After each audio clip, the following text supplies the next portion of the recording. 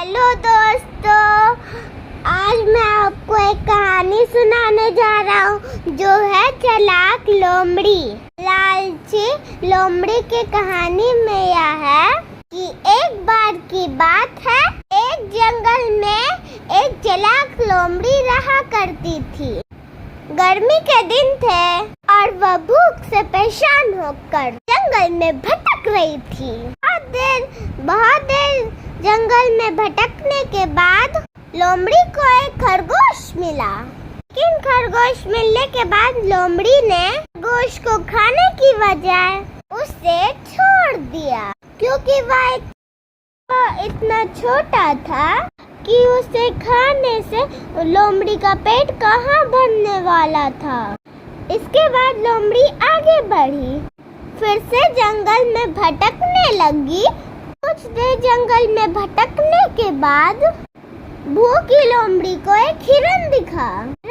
हिरन को देखते लोमड़ी के मुंह में पानी आने लगा।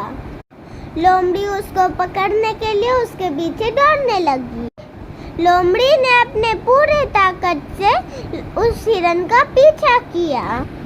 लोमड़ी की पकड़ में नहीं आया। खाने की तलाश में बहुत थक चुकी थी। जब लोमड़ी के हाथ में हिरन भी नहीं लगा, तब लोमड़ी सोचने लगी इससे अच्छा भी होता वह छोटे से खरगोश को ही खा लेती, जिसको उसने छोड़ा था।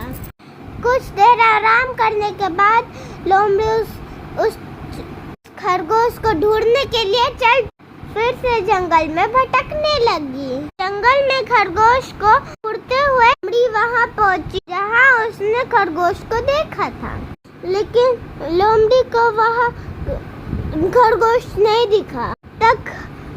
थक हार कर लोमड़ी को अपने गुफा में लौटना पड़ा। थक हार कर लोमड़ी को अपने गुफा में लौटना पड़ा। इसके बाद कई दिनों तक भूखी लोमड़ी अपने गुफा में भूखा रहना पड़ा। बहुत दिन बीत जाने के बाद लोमड़ी को खाना मिला। इसीलिए कहते हैं कि लालच नहीं करना चाहिए।